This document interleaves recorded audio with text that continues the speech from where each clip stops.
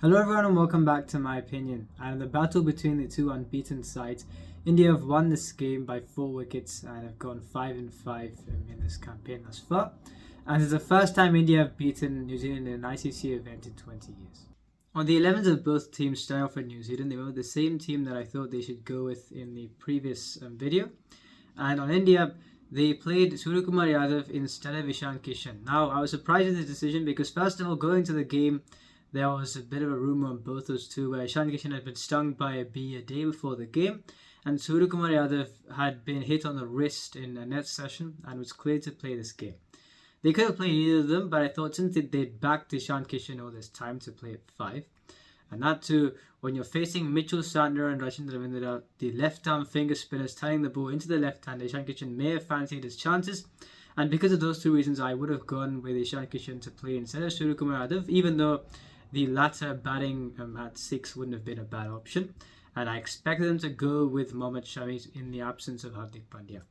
And Rohit Sharma won the toss and chose to field first. Now, in my previous video, I'd said that if you compare playing in the 10 a.m. local time start and the 2 p.m. local time start at this venue, when you're playing in the former, if you win the toss, you've got to bowl first. However, in the latter case, in the first 12 to 15 overs, the ball will move around quite a bit, especially in the first 12 overs or so.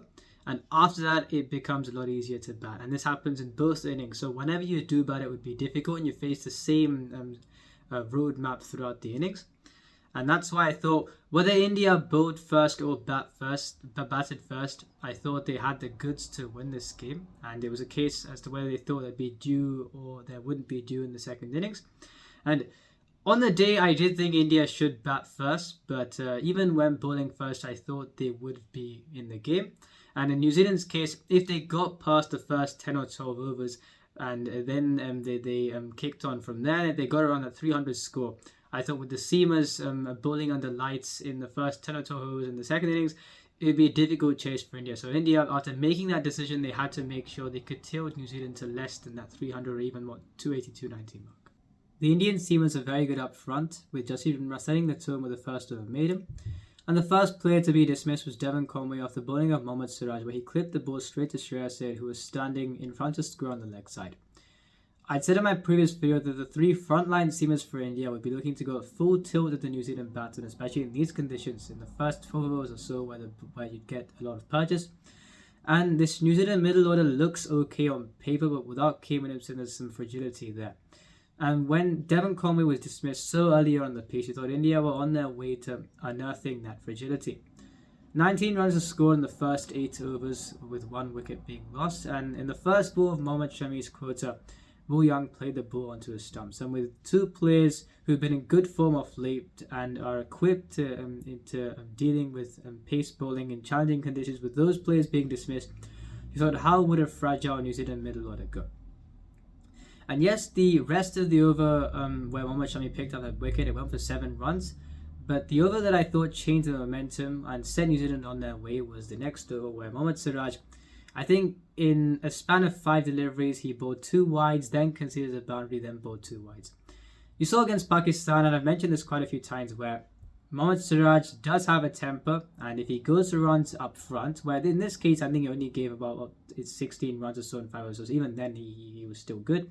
But it's a case where if he does go for runs up front, or if he encounters a moment of kind of an adversity with the ball, then he may try too hard and then go for runs afterwards. And this was once again going to be a test of how it would go, where on this surface, if India went on to give 300 after getting the advantage early on with picking up 2 wickets, then it would be a tough chase given the seamers that New Zealand have got.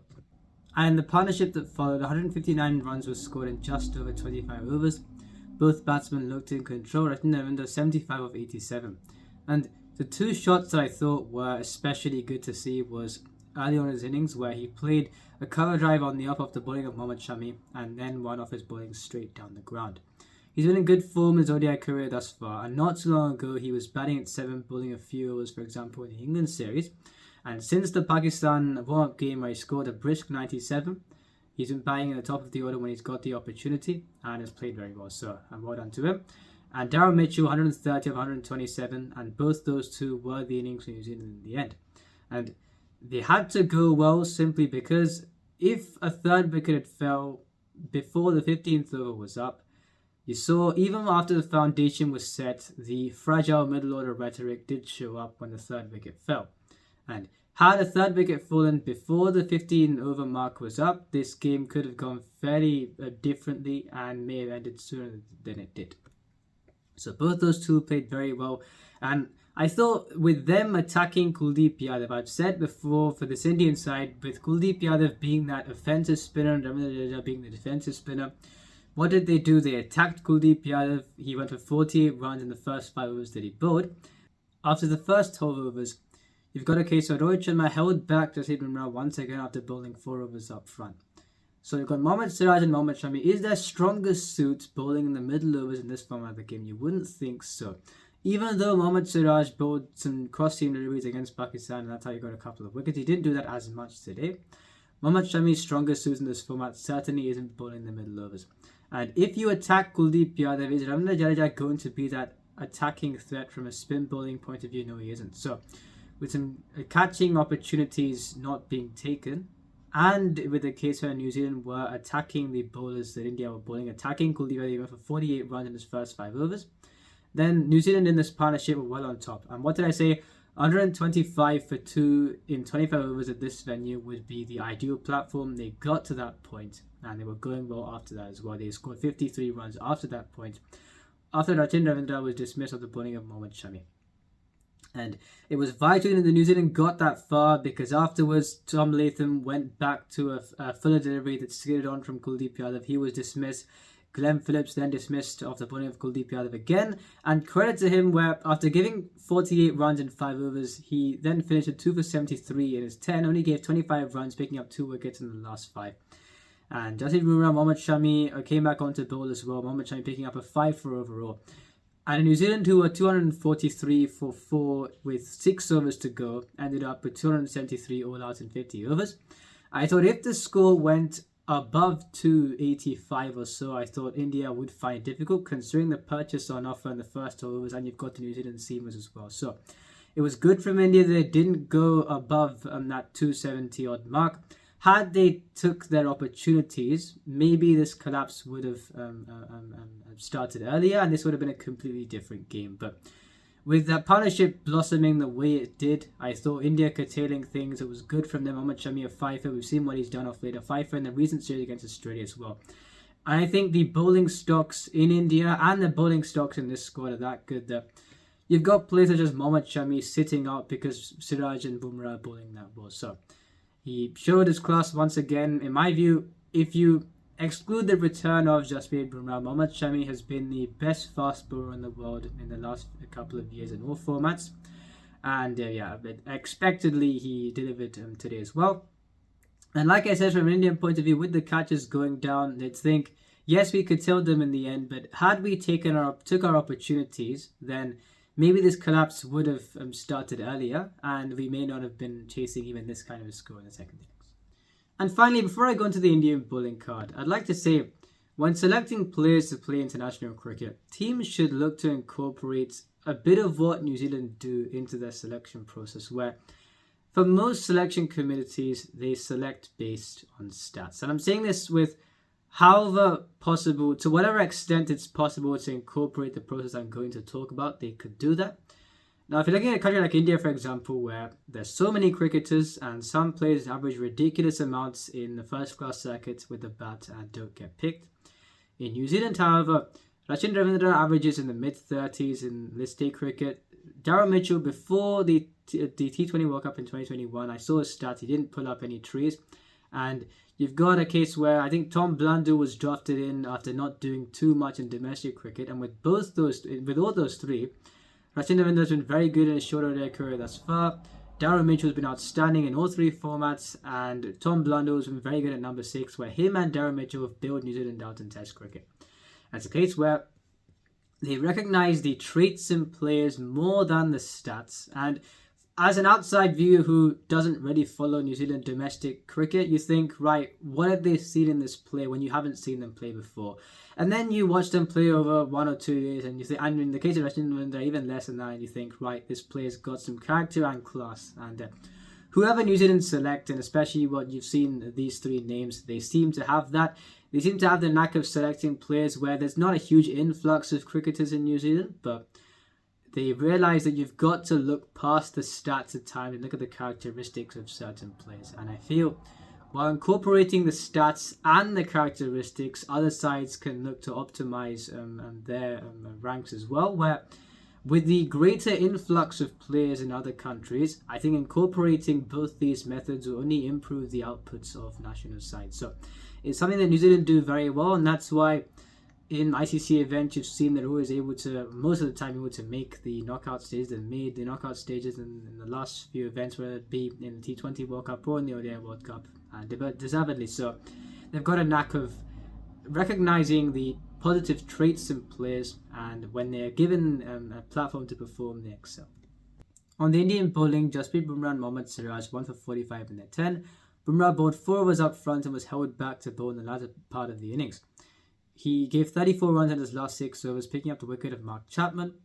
On Mohammad Siraj, got the early breakthrough and then went at around a run and ball for the last 5 overs that he bowled, but considering how Rachin Ravindra and Darren Mitchell were going, 1 for 45 in 10 overall, I think is a good effort from both of them.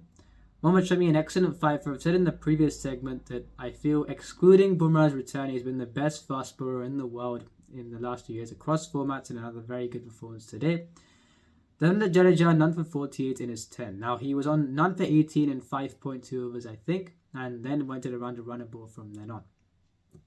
Comparing his bowling to Mitchell Santner's in this game, Ravindra Jadeja does bowl quicker, but I thought in this game he could have slowed the pace of his deliveries a bit, considering the more slower deliveries from the spinners on the surface were the ones that got more purchase, and I thought partly because he didn't slow down as much, he went around a run and ball in the last 5 overs of his innings, but still a good job.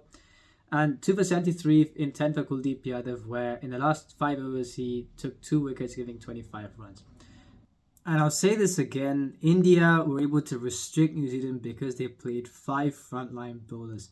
Instead of going for this whole increasing of batting depth, so you play someone at 8, you've got a case where Jasprit Bumrah and Mohammad Shami on their day can score 10 to 15 runs at batting at 8 and 9, if that is enough. With this batting lineup, even Jadeja is only getting his first outing now with the bat, and you saw what he did today. So, in that case, you've got 7 batsmen and you've got 5 gun bowlers. That is the way India should go with this team. And if you're looking to play someone at 8, it should be between Shami and Ashwin. Whichever one of those two play, depending on the conditions, I wouldn't mind that at all. But I don't think they should look to play others around that particular bubble. And if they adhere to this law that rather than looking to strengthen your batting, it doesn't need strengthening. If you look to play 5 gun bowlers, and if you play someone like an Ashwin, then he scored 5 test runs, you've got that assurance at number 8 as well. And even if you play Shami, Jasprit Bumrah and Mohammad Shami can add 10 to 20 runs on their day with the bat, and that's all you need. So this is the way they should go with as far as the future team selection is concerned. Will they do that? I don't know, considering what they've done thus far, but I can only hope. The Indian openers walked out to bat, and keeping in mind a factor that I mentioned in a previous segment of this video, when batting in the first 12 overs at this venue, it would be challenging, but after that point you thought India could look to capitalize. Even though they weren't chasing as many as it once looked like they would be chasing, with New Zealand seamers bowling under lights at this venue, you thought they were in the game. New Zealand were in the game. But one thing the openers did very well was they gave the New Zealand bowlers the charge, and this meant that they had to drag their lengths back so they couldn't be as potent as they would have liked.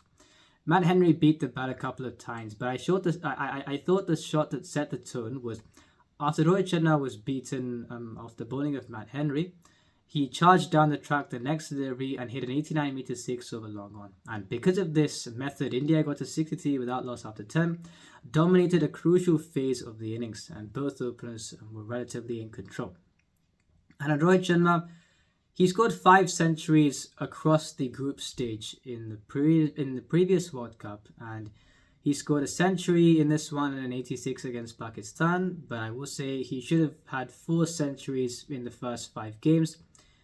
It's a case where against Pakistan, he tried to go aggressively even when he was on 86 and was dismissed. Against Bangladesh, he pulled a short one straight to the square leg fielder. And again, if you're looking to bowl that way to Rohit Sharma, there will be many days where that ball sails over the fielder's head for 6 and he'll continue on his way. So I don't mind that at all. In this case, he played the ball onto his stump. So in my view, he would have got 4 centuries in the first 5 games, and in the manner in which he's done so. In the last couple of years, he struck, I think, 111 in the first 10 overs. In 2019, he struck, I think, 68. He was prolific in both times as well. But yeah, I mean, he's looking in supreme form, and he really should have had 4 centuries out of 5 innings here. Shubman Gill with 26 off 31. And after Rohit Sharma was dismissed, Shubman Gill again trying to go over third man for 6 off Lockie Ferguson and was caught by Darryl Mitchell on the boundary. So you thought with the 2 wickets that had fell, New was slightly back in the game, considering I'd said that within the first 12 overs, India should lose a maximum of 1 wicket. And within the first 15, in the case of New Zealand's innings as well, I'd said they should look to lose a maximum of 2. And India was 76 for 2 in 13.2 overs. A partnership ensued between Virat Kohli and Shreyas Iyer. And Shreyas Iyer, also when he faced a short ball quite a few times in innings, especially off Lockie Ferguson, he hit the ball for 4. He scored a brisk 33 off 29 before he dismissed off the bowling of Trent Boult. And a good catch from Devon Conway. And considering India's lower batting depth in this game, where you've got Suryakumar Yadav at 6, KL Rahul at 5, who you'd back of course, Ravindra Jadeja at number 7, and then you've got the 4 bowlers. So I think if there was a player, considering how he's gone in the last while, where you'd back him to not lose his wicket, you thought that would be KL Rahul, and I thought it's a perfect player to walk out that situation. I still thought India would win the game then. A partnership of 54 ensued between Kohli and KL Rahul. Rahul was looking very good. It's a case where he was measured against the seamers and got boundaries against the spinners, where I think he played a cut shot off Lockie Ferguson for his first boundary, and then a sweep, 2 sweeps off Rachin Ravindra. Unfortunately, he went down the track to Mitchell Satner and was trapped WW, where in terms of being being down the track 3 meters, they actually showed afterwards that he was 2.89 meters down the track. Something that he wouldn't have realised, of course. And I think, once again, he was looking at not getting out in this innings. So he looked very good in this innings, and I'm sure that will continue throughout this tournament. A run-out was Suryakumar Yadav. It's a case where I actually think Virat Kohli could have made the single. But unfortunately, there was some confusion there. Suryakumar Yadav was already a long way down, and he had to run back and was dismissed. And you thought, if one more wicket fell, then India would struggle to win this game. And especially the rhetoric that India hadn't beaten New Zealand in an ICC event in a long while, you thought, after doing so much to win the game, if they'd squandered it from there, then it would have been a tough boat to swallow. Even though, like it said, even if India lost this game, they could have, if they took the learnings from it, it would help them. But you wouldn't want to lose a game from that point. Luckily for India, a partnership ensued between Virat Kohli and Ravindra Jadeja, which pretty much took them home. And on Virat Kohli, an outstanding innings in 95 of 104. He's been in great form this tournament, 350s in a century. And had he got to 100 this innings, which he did deserve, he would have equaled Sachin Tendulkar at 49 ODI centuries, and you wouldn't have thought it'd be too long before he overtakes him.